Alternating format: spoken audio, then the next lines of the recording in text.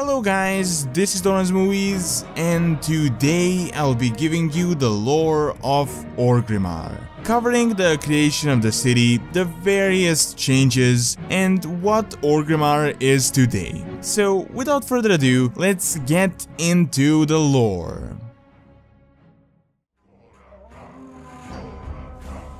During the second invasion of the Burning Legion, the orcs had traveled from the human lands in the Eastern Kingdom to the continent of Kalimdor. Along the way, they had allied themselves with the Trolls and the Tauren, who, together with the orcs, became the founding races of the new horde. After many battles and struggles, the orcs finally decided to settle down. Their warchief Troll chose the barren land he would later call Durotar in the honor of his father Durotar, and in the north he would create a capital in the honor of Orgrim Doomhammer called Orgrimmar. This project from the beginning was a complete disaster. Not only did they build their home on the ancient land of the Quillbore, but they also had to deal with a centaur, harpies, thunder lizards, kobolds, and various other beasts of the wilds.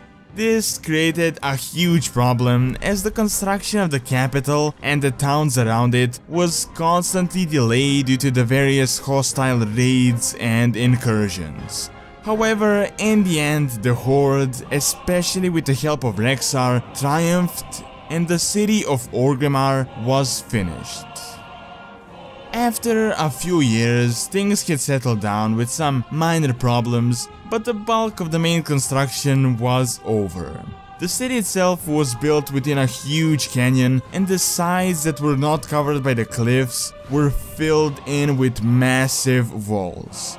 In no time, Orgrimmar became a hub for various races and classes of the Horde and was consistently on the rise. However, there was one problem and something they overlooked, and that was the Ragefire Chasm. The Ragefire Chasm is a cavern of unknown origin that was the home to the Ragefire Drogs, and some even presume that it could possibly be an ancient titanic vault.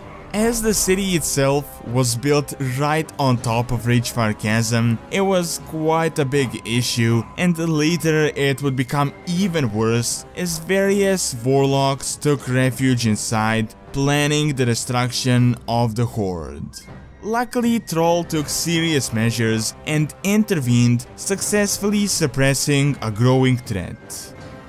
Some years later, after the Outland campaign, Orgrimmar was attacked for the first time. The Lich King launched a full-on assault on the city, while previously he attacked Horde lands via infected grain, turning citizens into ghouls. The Horde successfully repelled the enemy, and this was one of the turning points that led to the Northrend campaign and ultimately the defeat of the Lich King. After the dust had settled in Northrend, Garrosh, the one who was in charge of the offensive, returned to Orgrimmar as a hero, and due to the elemental unrest that ensued not long after, the Warchief Troll appointed Garrosh to lead the Horde. This was extremely important for the city itself, as Garrosh, not long after taking the throne, completely rebuilt the architecture, turning Orgrimmar from a stone fortress into a massive metal citadel. During this period, the city in a way became a military base, placing defense as a priority. Spiked metal towers lined the city streets, while large metal gates split the districts in order to block them off in case of an invasion. On top of just that, the various races were segregated within the actual city with the introduction of the Goblin slums and the Troll and the Tauren district. Of course, this all seemed fine for the Horde, as you never can have enough defense, but unfortunately, Garrosh turned the city against most of its inhabitants, creating his own Horde within the actual Horde.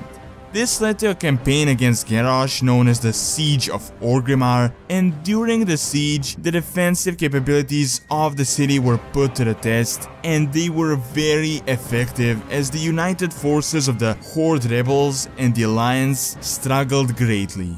The walls proved invincible as they could not be breached even with siege engines, and only with the help of the Night Elven glaive throwers, the gates were finally brought down.